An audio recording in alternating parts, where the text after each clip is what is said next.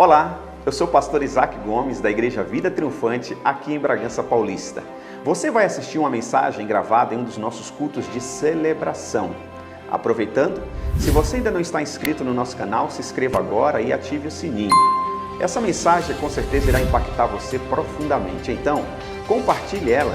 Assim, nós vamos alcançar não só o Brasil, mas as nações para o Senhor Jesus.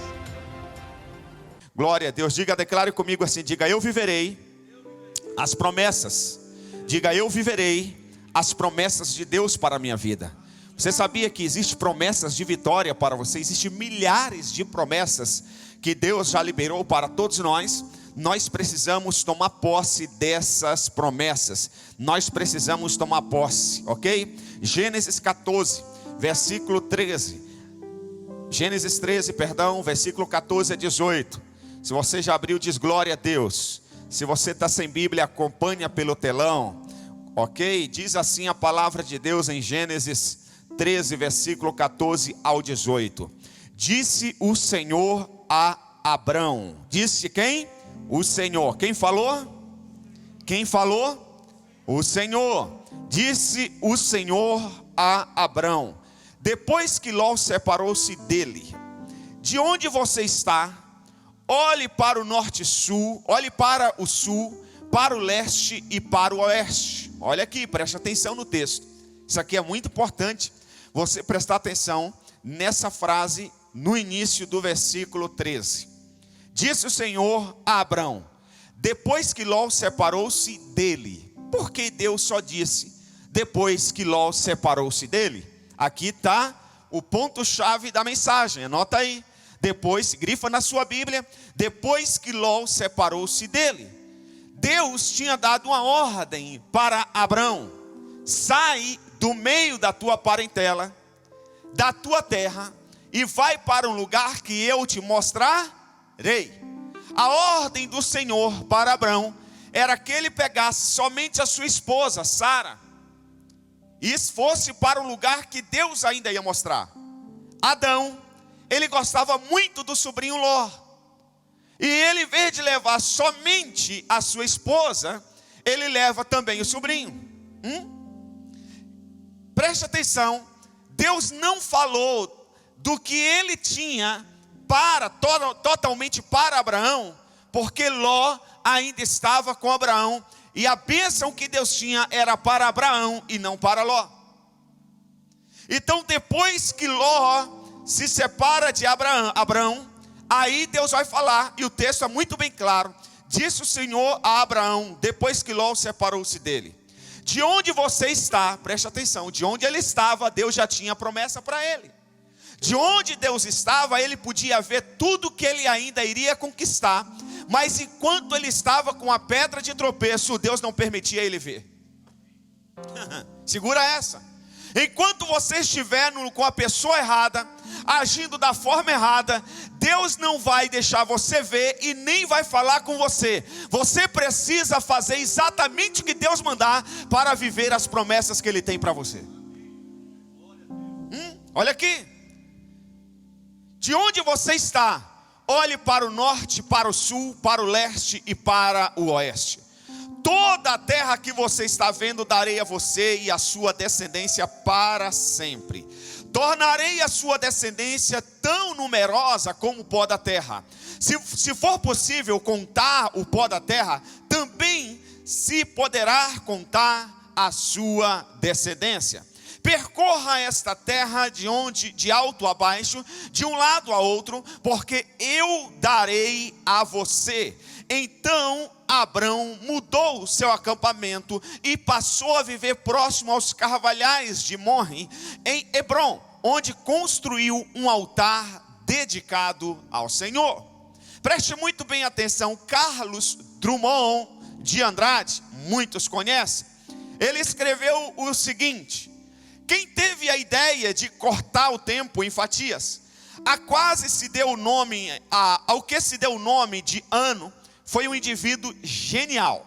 Industrializou a esperança, fazendo funcionar no limite da exaustão.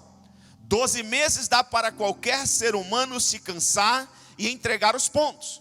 aí entra o milagre da renovação.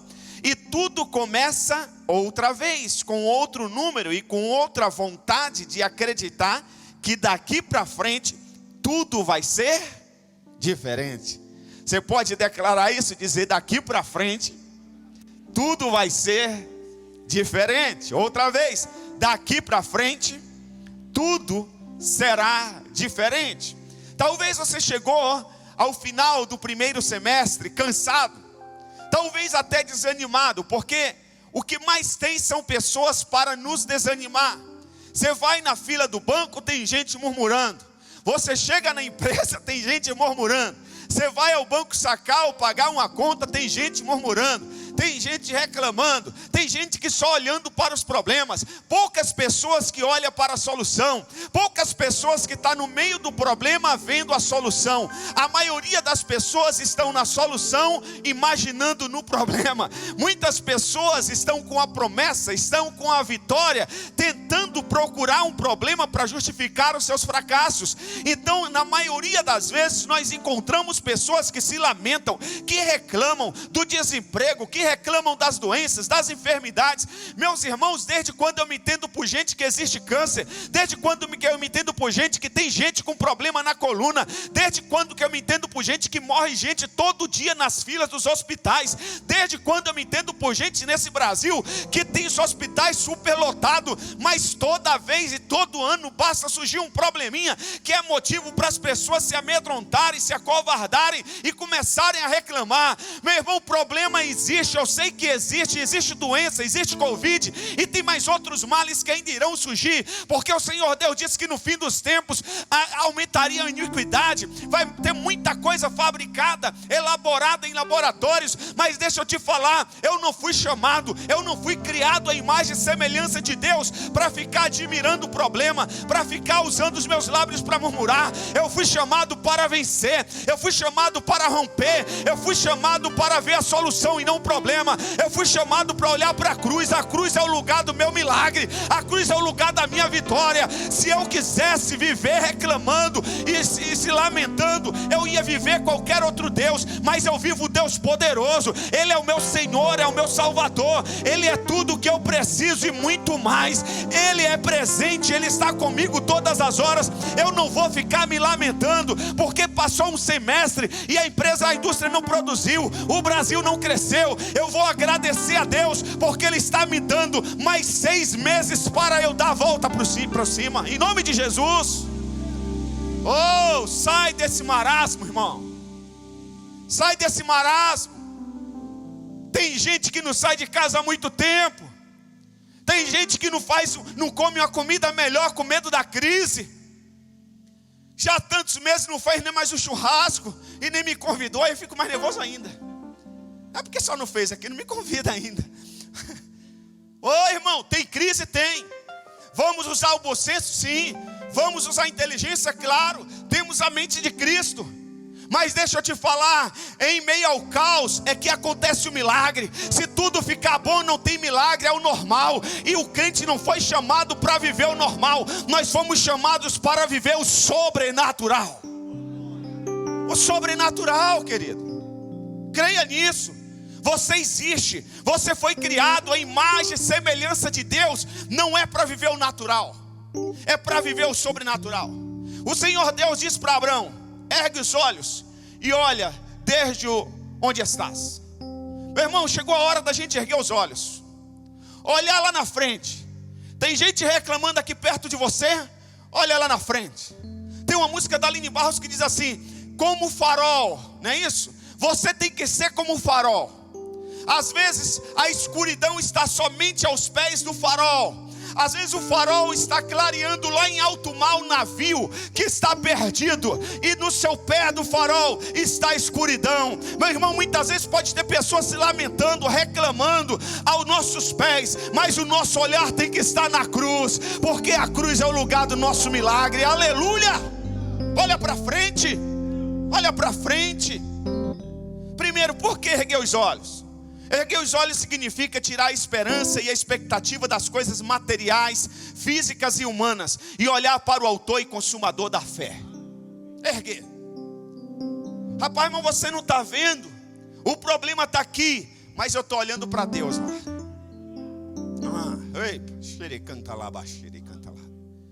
Olha aqui, presta atenção. Erguer os olhos significa tirar a esperança e a expectativa das coisas materiais. Ei, irmãos, eu estou vendo que nos últimos tempos os crentes estão se tornando muito materialistas, carnais, aqui e agora. Nós temos que voltar a ser igual a igreja de Atos dos Apóstolos. Eles não tinham medo de nada. Eles partiam para cima. Eles iam pregar igual os apóstolos. Eram açoitados agora, davam como mortos, jogavam fora da cidade. No outro dia davam uma melhorada, não iam embora, voltavam para a cidade de novo para pregar o evangelho. Lembra do Senhor Jesus Cristo, nosso mestre, o nosso maior referencial, o nosso Senhor e Salvador, aquele que nos fez imagem e semelhança dele. Quando foram prender o Senhor Jesus Cristo no jardim do Getsemane, Pedro, materialista, o homem natural, não tinha tido uma experiência com o Espírito Santo. Sabe o que ele fez? Pegou a espada e cortou a orelha do soldado. O Senhor Jesus, sobrenatural. O que é isso, cara? Não precisa. Pegou a orelha do cara e colocou no lugar. Os caras chegaram. Quem é Jesus Cristo? Jesus disse, sou eu. Os caras, buf. Cara, olha quem é teu Deus. Olha quem é teu Deus. Uma resposta, quem é Jesus Cristo? Sou eu. Buf. Os caras caíram. Jesus não fugiu. Permaneceu no Getsemane. Sabia que ia ser preso. Sabia que ia ser crucificado. Sabia que iam cuspir no rosto dele. Sabia que iam colocar a coroa de espinho nele. Permaneceu. Os caras levantam. Quem é Jesus Cristo? Sou eu. Buf, caiu de novo. Só com a resposta do teu Senhor, todo mal cai por terra. Só uma resposta do teu Senhor, do teu Salvador, daquele que habita dentro de você, todo mal cai por terra. Sou eu. Buf, caiu. Mas ele não fugiu, ele permaneceu. Sabe por quê? Como nós cantamos aqui, a penúltima música, o choro pode até durar uma noite, mas a alegria virá ao amanhecer. Irmão, nós temos que ser crente assim. O choro pode durar até uma noite, mas a alegria virá ao amanhecer. Nós não podemos viver no natural. Nós fomos chamados para viver no sobrenatural. Hebreus capítulo 12, versículo 2 diz: tendo os olhos fitos em quem? Nos problemas, é isso? Tendo os olhos fitos na Covid, é isso? Não. Tendo os olhos fitos no desemprego, é isso? Tendo os olhos fitos no marido problemático, é isso? Tendo os olhos fitos na esposa problemática, é isso? Tendo os olhos fitos no filho que é alcoólatra, que é dependente químico, é isso? Não, 1000 vezes não. Tendo os olhos fitos em Jesus, autor e consumador da nossa fé. Ele, pela alegria que lhe fora proposta, suportou a cruz, desprezando a vergonha, e assentou-se à direita do trono de Deus. Cara, presta atenção. Olha aqui, segura essa. Você tem que olhar para quem deu certo e não para quem deu errado. Tem muitas mulheres com medo de casar porque elas estão pautadas e buscando referenciais em casamentos que não deram certo. Você não pode fazer isso, você tem que olhar para os casamentos que já deram certo. Entendeu? Então, se deu certo tantos milhares e milhares de casamentos, vai dar certo o seu também. Tem gente que tem medo de entrar numa faculdade e no meio da faculdade não ter condições de pagar a faculdade, porque ele já viu muitos amigos deles trancarem a faculdade e ficarem endividados. Ei, olha para quem já se formou, cara. Olha para quem está dando certo. Ontem eu estava conversando com um advogado tão novinho, né, e faturando tanto. E eu disse, que legal, um garoto com 20 e poucos anos de idade se formou e hoje fatura de um cliente 5, de outro 10, de outro 20, de outro 30. E ele disse, pastor, eu estou com tantos processos, tantos clientes, que às vezes eu não estou dando conta. Eu tenho um sobrinho que agora completou, se eu não me engano, 28 ou 29 anos, é médico. Eu fico olhando para aquele garoto nunca pegou ônibus cheio, lotado. Ele saiu do colegial, ele estudou, foi fazer cursinho, estudava mais de 12 horas, muito mais. Chegou a estudar 20 horas por dia. O pai dele queria colocar ele numa faculdade particular. Ele disse: não, pai, eu vou entrar na USP, eu vou lá, eu vou conseguir. Tentou um ano, não deu certo, ficou por um ponto. Ele continuou estudando, no outro ano ele passou. Sabe o que aconteceu? No ano seguinte ele estava dando aula no cursinho que ele estudou. Hoje ele é médico, é o doutor Guilherme Bernardo. Ei, irmão, o garoto novo, ele não ficou olhando para os garotos que não passavam na USP, ele não ficou olhando os caras que eram reprovados. Ele foi para cima, ele estudou, acordava 5 horas da manhã, às vezes ia dormir 2 da madrugada, ficava sem ver a família, estudando. Os pais se apertaram para comprar os livros, ele conseguiu. Você tem que olhar para quem está dando certo na vida. O teu referencial tem que ser homens e mulheres de sucesso.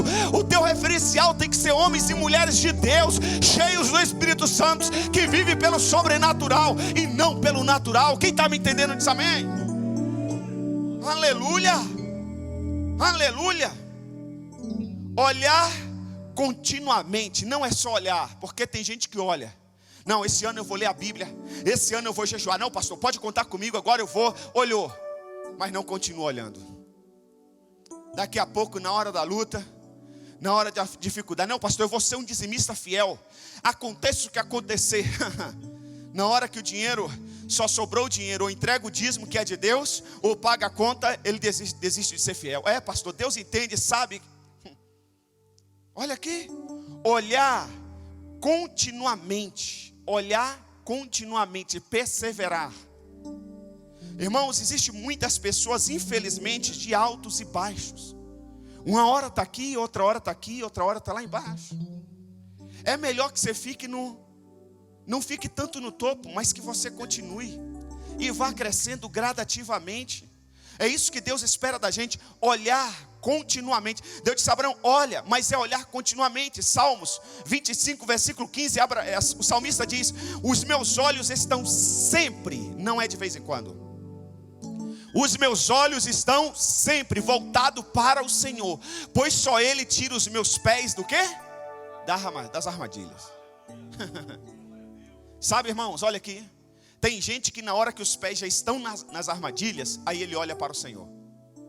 Tem gente que na hora que vem a enfermidade, a luta, aí ele olha para o Senhor. Na hora que ele tem uma recaída, ele olha para o Senhor. O salmista disse: os meus olhos estão sempre voltados para o Senhor, pois só Ele tira os meus pés da armadilha. Olha, deixa eu te falar, o teu marido é bacana, é fiel, é um cara carinhoso, é legal, bacana, parabéns, glória a Deus pelo seu marido, mas ele não tem poder de tirar os seus pés da armadilha. Por isso que tantas mulheres com maridos bacanas, carinhosos, que dão tudo, mesmo assim ainda caem em adultério, mesmo assim ainda são desleais. A tua esposa pode ser a melhor esposa do mundo, mas ela não tem poder de tirar os seus pés da armadilha. Então nunca deixe de servir a Deus por causa do seu cônjuge. Nunca deixe de servir a Deus por causa dos seus filhos. O teu salário pode ser um dos melhores salários pagos na empresa que você trabalha, mas o teu dinheiro, o dinheiro que você ganha, a casa que você mora, o carro que você tem, não tem poder de tirar você das armadilhas. Então não abra mão de Jesus por nenhuma posição, nenhum status, não abra mão por nada. Tem gente que se confunde, na hora que a coisa melhora, ele larga Deus, ele deixa de olhar para Deus, ele começa a olhar as circunstâncias, ele começa a olhar o salário dele que é alto, ele começa a olhar que o dízimo dele agora não são mais 500 reais, não são mais 1.000 reais, agora ele tem que dizimar 10 mil reais, e ele diz: mas é muito dinheiro para dar na igreja de 10 mil reais. Deixa eu te falar, rapaz, mas Deus está aí confiando em tuas mãos 100 mil reais, então entrega os 10, ou você prefere que a gente ore e você volte a ganhar 1.000 para dar 100 reais de dízimo? Não se iluda não. Não se iluda não. Olha aqui. Olha o que a Bíblia diz, Salmo 123, versículo 1 e 2. Para ti levanta os meus olhos. Olha o que o salmista diz, para ti. Ou seja, se ele diz, para ti levanta os meus olhos, é porque existe possibilidade dele levantar os olhos para as outras coisas. Ele diz, para ti levanta os meus olhos, a ti que ocupas o teu trono nos céus. Assim como os olhos dos servos estão atentos à mão do seu Senhor, dos servos estão atentos à mão do seu Senhor, e como os olhos das servas estão atentas à mão da sua senhora, também os nossos olhos estão atentos ao Senhor, ao nosso Deus, esperando que Ele tenha misericórdia de nós. Misericórdia de nós.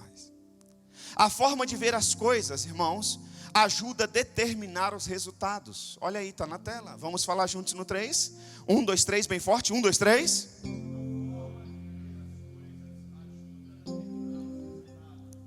Se você vê a vida um problema, a tua vida vai ser um problema.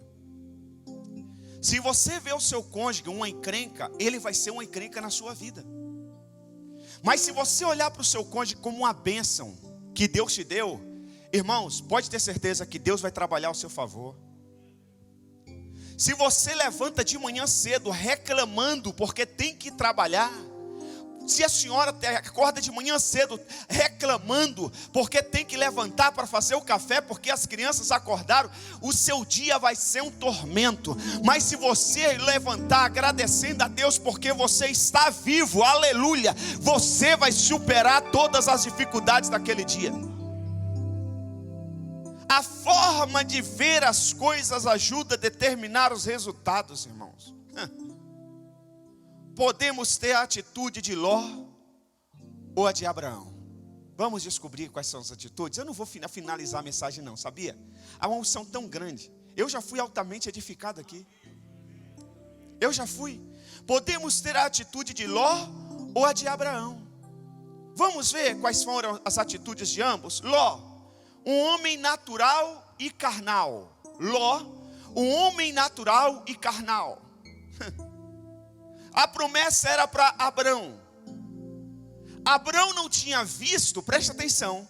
Abrão não tinha visto tudo que Deus tinha para ele ainda. Mas ele estava ouvindo a voz de Deus.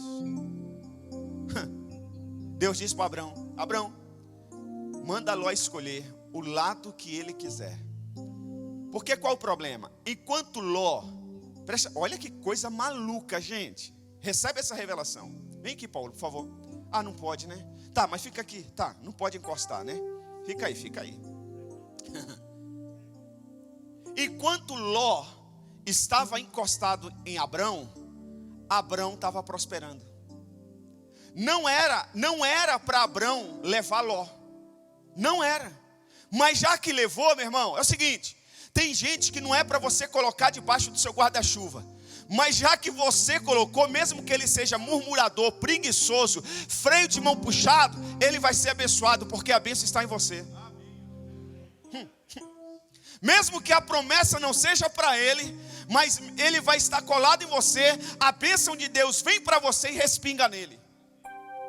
A Bíblia diz que Ló começou a prosperar, começou a ter muitas ovelhas, teve que contratar pastores, e os pastores de Ló começaram a ter problema com os pastores de Abrão.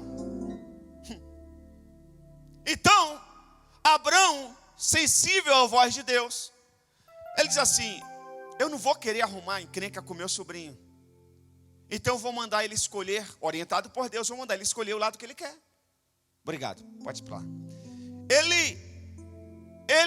Abrão chama Ló e diz assim: Ló, escolhe o lado que você quiser aqui. Se você for para a direita, eu vou para a esquerda. Se você for para o norte, eu vou para o sul. Escolhe. Porque não é bom que a gente crie inimizade. Você é meu sobrinho. Seus pastores estão brigando com os meus. Não existe campo, não existe mato, não existe água suficiente para os meus animais e nem para os seus juntos. A Bíblia diz que Ló olhou para um lado, para outro, e ele escolheu o lado mais verdejante, o natural, aquilo que o olho humano vê. E Abraão, por sua vez, escolheu o lado oposto, que não era tão verdejante assim. Sabe o que aconteceu? O lado que Ló escolheu era o lado de Sodoma e Gomorra, o lado do pecado, o lado da prostituição, o lado que os homens tinham relação sexual até com os anjos, a Bíblia diz. Até com os anjos. Foi Sodoma e Gomorra que o Senhor Deus destruiu, queimou aquela cidade. Foi esse lado que Ló escolheu. Irmãos, nós não podemos ser homens e mulheres que vivem pelo natural. Tem coisa que para todo mundo vai dar errado, mas se você estiver obedecendo a voz de Deus, vai dar certo para você. É o sobrenatural. Ló fazia tendas, coisas terrenas. Pega tudo aí que Ló está fazendo. Anota aí, que Ló fazia. Ló fazia tendas, coisas terrenas. Olhou para o visível. Ló olhou para o visível. Ele olhou para o visível, material. Escolheu sua própria terra. Tomou a sua própria decisão. O que eu vejo de gente hoje tomando as suas próprias decisões. Depois que a coisa dá errado lá na frente, na hora que a coisa aperta, aí vem atrás da orientação de um homem de Deus. O que tem de gente fazendo isso? Olhou a sua própria terra, tomou sua própria decisão. Sua própria decisão. Foi para Sodoma e Gomorra. Ele foi para o sistema do mundo, sistema humano. Ele foi para o que os governadores diziam. Governador é homem natural. Empresário sem Deus, ele é natural, ele só vê números. O homem que está no poder sem Deus, sem o temor de Deus, ele só vê poder, ele só vê o que ele pode alcançar.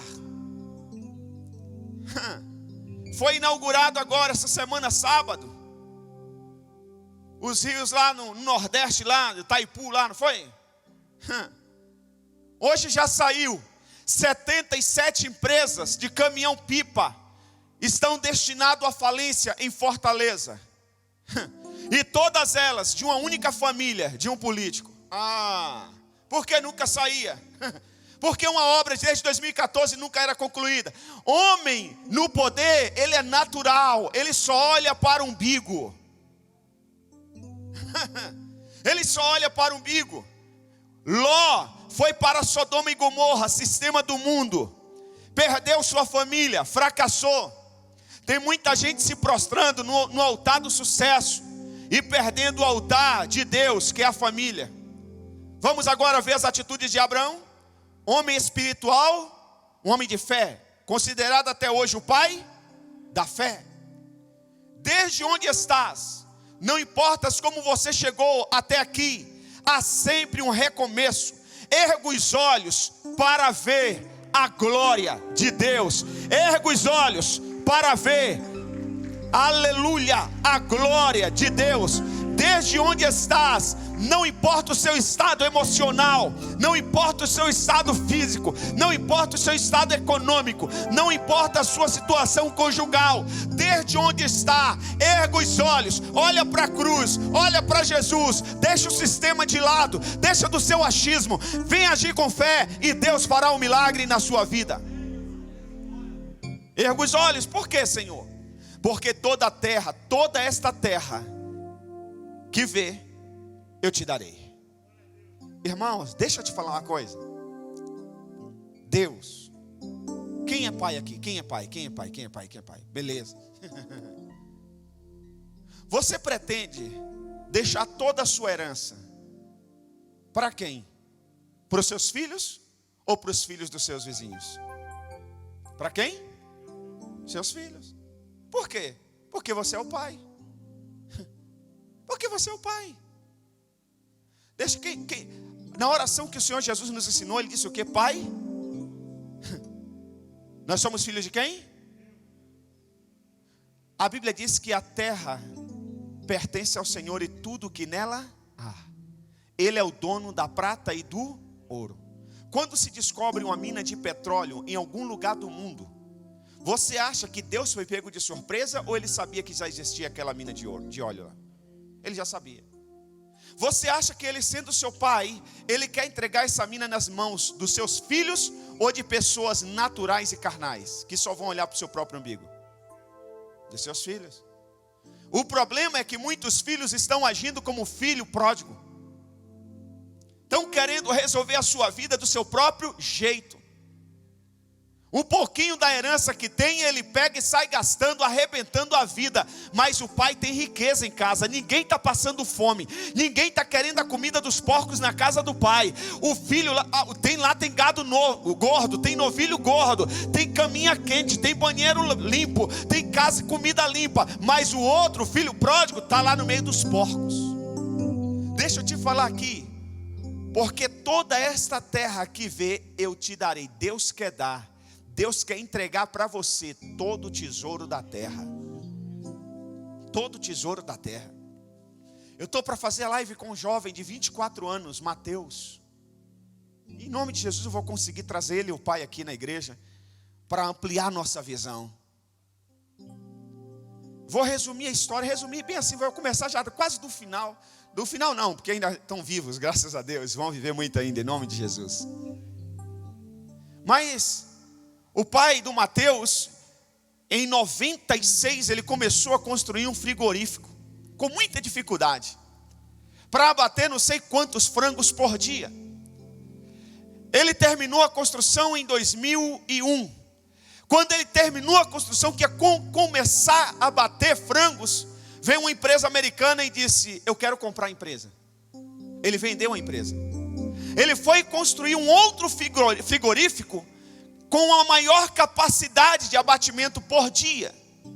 Aí veio a JBL, se eu não me engano, JBS, dos nossos amigos Wesley, os irmãos, e arrendaram. Em 2016, e aí você começa a entender as coisas. Em 2016, os irmãos foram lá e compraram o frigorífico dele. Ele pegou o dinheirinho dele e foi para Mato Grosso procurar uma terra orientada por Deus. Encontrou uma fazenda que estava falindo, que criava suínos. Quando ele pôs o pé na terra, Deus disse para ele: o mundo inteiro pode comprar terra, porque eu vou te mostrar o tesouro que tem nessa terra. E o mundo inteiro vai vir aqui nessa terra ver o que tem, o tesouro que tem aqui. Ele pensou: eu sou especialista em criar suínos, eu vou ter muitos suínos aqui, o mundo inteiro vai vir descobrir uma receita, sei lá, alguma coisa. Ele comprou. Teve uma série de dificuldades, IBAMA, não sei o que, luta disso, luta daquilo. Cada processo que ele enfrentava, ele pegava o valor do processo. Quanto que é de multa que querem que eu pague? Um exemplo, 3 milhões, ele dava 300 mil de oferta, em nome daquele processo.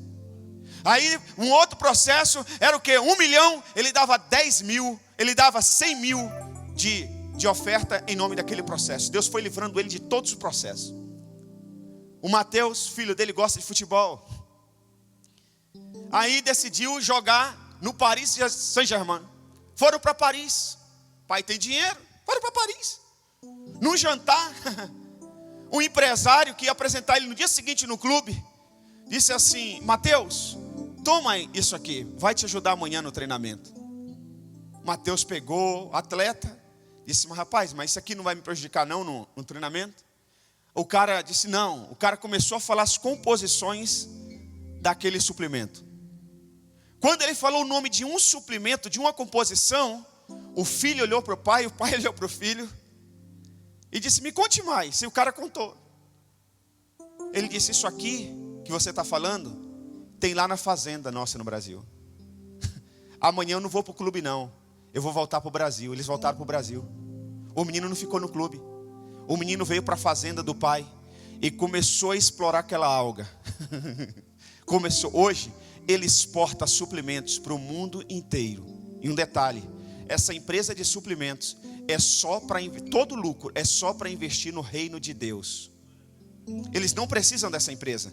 Esse tesouro que Deus mostrou para eles na terra é só para o reino de Deus. Eles estão criando uma casa de oração 24 horas, estão investindo, estão expandindo o reino de Deus no mundo inteiro. Olha aqui, deixa eu te falar. Deus quer mostrar o tesouro da terra para os seus filhos. Agora preste atenção: só podemos receber de Deus o que vemos pela fé e não no natural. Você só vai receber de Deus aquilo que você vê pela fé e não pelo natural. 2 Coríntios 5:7 diz: porque vivemos por quê? Vivemos por Vivemos por e não pelo que vemos. Irmão, sai dessa vibe de você não está vendo. Olha o que tanta gente está morrendo. Você não está vendo? Olha o número de desempregados. Você não está vendo? Olha a situação do país. Ei, a gente não vive pela situação do país, a gente vive pela fé, meu irmão. Diga glória a Deus. Não sei se você conhece, mas o Osninho conhece o apóstolo Jorge Tadeu. Uma das últimas quartas-feiras que ele foi lá em São Paulo, ele me desafiou a entregar uma grande oferta, e eu entreguei, e eu creio que aquela oferta moveu muitas montanhas, em nome de Jesus. Mas eu quero falar de uma igreja que ele abriu na África, em um país muito pobre da África, um país que ele tinha que dar comida para o povo e para a igreja, coisa de maluco. Apóstolo Jorge Tadeu, ele mora em Portugal, ele mexe com diamantes e construção civil na Europa. Glória a Deus, diga glória a Deus. Preste atenção, ele foi para esse país, abriu a igreja lá, igreja Maná. Depois você pode pesquisar na internet, igreja Maná. E ele ensinou o povo do país pobre que ele tinha que dar comida para o povo e para a igreja, a ofertar, dizimar e primiciar. Chamaram ele de louco, disse cara explorador, apóstolo Jorge Tadeu. Quando ele fazia os congressos nesses países, ou até na Europa, que os pastores do Brasil iam pregar, pastor Jabes, pastor Silas, ele mandava o avião dele, o jatinho dele, vir buscar os pastores no Brasil e trazer. Só para você ter ideia. Ele começou a ensinar, sabe o que aconteceu?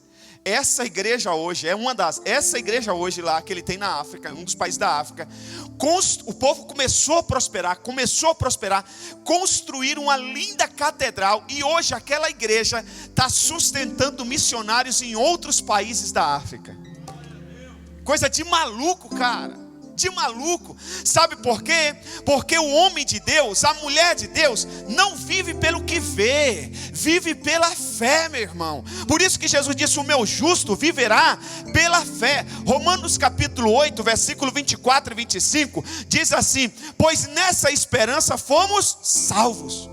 Mas esperança que se vê não é. Está aí a Bíblia Sagrada.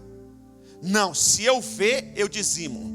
Se vier na minha mão, eu dou. Se eu ver que não vai faltar para mim, eu ajudo. Não é esperança, não é fé. Quem espera por aquilo que está vendo? Quem espera por aquilo que está vendo? Mas se esperamos o que ainda não vemos, aguardamo-lo pacientemente. E eu termino aqui, se coloque de pé em nome do Senhor Jesus. Nós precisamos entender essa verdade, irmãos. Deus tem promessas para você, e você vai viver todas as promessas que Deus tem para você, mas você precisa agir como um homem e uma mulher de Deus que age pela fé. Aleluia. Age pela fé. Glória a Deus. Não saia do mundo natural.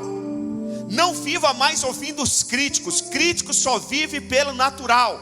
Crítico vive pelo que vê. O crítico só sabe criticar. Não esquente a cabeça com crítico.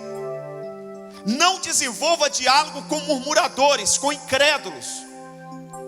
Não estou falando para você ser um neurótico, um fanático, um cara que vive no mundo da lua. Nada disso. Eu estou falando de fé. É você desenvolver uma intimidade com o eterno. É você investir tempo com Deus. É você ter tempo de oração. É você ler a Bíblia. É você ouvir a voz de Deus. É você ser dirigido por homens e mulheres de Deus. É você dobrar o teu joelho. É você desenvolver um relacionamento, uma conexão com o trono, com os céus. É você receber a orientação do alto e não dessa terra, em nome de Jesus. Irmãos, temos que crer. Nós estamos neste mundo, mas não somos deste mundo. Ou você crê nisso, ou você não crê, cara. Ou você crê, eu estou aqui esperando a volta do meu mestre. Eu vou morar com Jesus. Eu não sou deste mundo. Eu estou aqui, mas não sou daqui. Então quem vai reger a minha vida é a Bíblia Sagrada, não é o meu achismo, não é o que meu parente diz, não é o que o meu colega diz, é a Bíblia Sagrada. Você está falando, é coerente o que você está falando, mas deixa eu ver o que a Bíblia diz. Não, a Bíblia diz o contrário, então eu fico com a Bíblia. Mas você é maluco? Olha aqui as circunstâncias, tudo bem, você está certo, as circunstâncias diz isso, mas a Bíblia diz o contrário. Eu vou ficar com a Bíblia. Amém, Jesus. E ponto final, irmãos. Ponto final. Ei, deixa eu falar. Seja crente de verdade, corajoso, destemido, apaixonado por Jesus. A Bíblia continua valendo. Buscar em primeiro lugar o reino de Deus e a sua justiça, e todas as demais coisas vos serão acrescentadas. Eu te garanto, eu abro meu coração aqui e declaro para você, no início dessa pandemia, nas primeiras semanas, por algum momento, eu disse para Deus: Deus, e agora? E agora? Como vai ser? Será que a gente tem uma saída? E aí eu comecei a dobrar o joelho e orar, e Deus começou a falar: isso já aconteceu no passado, e eu livrei o meu povo no passado, e eu vou livrar o meu povo nesse presente também. Meu irmão Salomão disse que tudo que acontece hoje já aconteceu um dia. Nada é novo nessa terra. Nada é novo nessa terra. Não se descabele, não se estresse, porque o Deus que deu, irmãos, essa não é a primeira pandemia que já morreu milhares de pessoas, não. Já existiram outras que morreram milhões e milhões de pessoas, e a terra continua sendo cheia de gente. Já teve Primeira Guerra Mundial, Segunda Guerra Mundial, já teve crise disso, doença daquilo, peste disso, peste daquilo, e o povo continua firme. Quem continua firme? Aqueles que continuam olhando para frente. Olhando para frente. Porque quem olha as circunstâncias, mesmo sem um problema, ele é atacado. Entendeu? Irmãos, o medo é uma desgraça. Eu lembro uma vez que eu viajei para Goiânia, e eu fiquei hospedado ali na região central de Goiânia, onde tem uma região que tem bastante hospitais, e muita gente vem do interior de Goiás e de outros estados e ficam hospedados ali para ser tratado naqueles hospitais. E às vezes à noite no hotel você via pessoas gemendo, né, que iam ser tratadas no dia seguinte, não estavam internadas ainda, mas estavam ali, ouvia pessoas gemendo, não sei o que, e você andava nos corredores e você via. Você sabe que teve um dia que eu fiquei de tanto pavor que eu achei que eu estava doente também.